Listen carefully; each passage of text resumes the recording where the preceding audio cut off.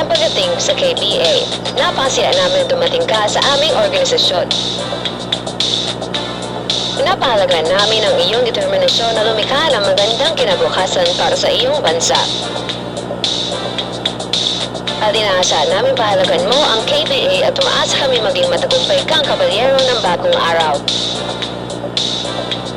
Kung sakaling at nakain ang usali ng tiwaling gobyerno, ipagtanggol mo ito ng iyong buhay at karangalan hanggang sa isang magiting na kamatayan.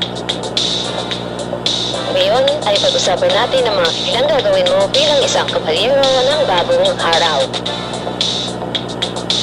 Sa KBA, pananatilihin mong malinis at ipagtatanggol mo ang gusali ng organisasyon. Habang natrabaho, protektahan mo ang gusali at ang parameter nito at araw-araw mong papantilihin ang mga ultimo aparato. Ang paglabas ay dapat autorisado ng mas mataas na ranggo at dapat tumagal lamang ng 6 na oras bago bumalik sa parameter ng gusali. Ang pagkakasangkot sa KBA ay mahigpit na konfidensyal at dapat na pag-usapan sa mga potensyal na bagong miyembro. Muli, salamat sa pagsali sa KBA at tandaan, sa KBA, lahat ay pamilya.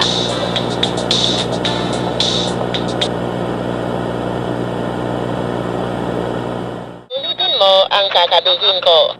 Ako ay isang anak ng bagong araw. Ako ay isang kabalyero ng bagong araw. Buong puso ang tiwala ko sa bagong araw. Ako ay isang anak ng bagong araw. Ako ay isang kabalyero ng bagong araw.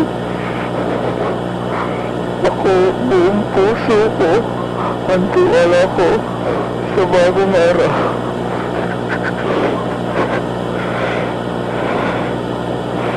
Mali.